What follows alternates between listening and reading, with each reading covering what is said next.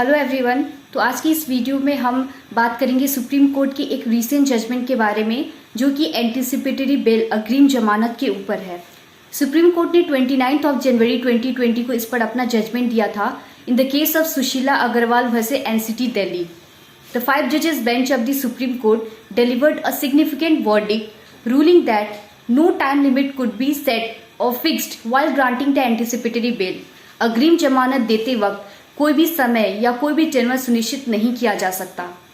तो इस केस में दो क्वेश्चन रखे गए थे सुप्रीम कोर्ट के सामने।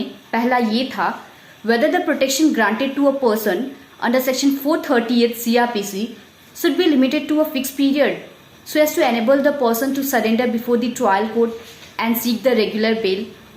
क्या जो एंटीसिपेटरी बेल दी जाती है वो एक फिक्स पीरियड के लिए दी जाए, जिससे कोई भी चार्जशीट वगैरह फाइल हो तो उसे सरेंडर करना पड़े कोर्ट में। So in this point, the Supreme Court held that an anticipatory bail should not be limited to a fixed period, but if there is any special circumstances necessitating the court to limit the tenure of the anticipatory bail, then it is open for it to do so। अगर कोई special circumstances हो तभी time period fix किया जा सकता है, otherwise कोई time period fix नहीं किया जा सकता।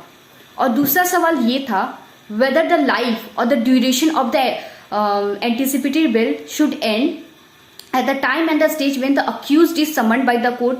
क्या समन आने के बाद एंटीसिपेटरी बेल का जो टर्म है वो खत्म हो जाएगा या उसको फिर से बेल लेनी पड़ेगी। So in this point the Supreme Court held that the life और the duration of an anticipatory bail does not end normally at the time and the stage when accused is summoned by the court or when the charges are framed, but it can continue till the end of the trial except in the special circumstances।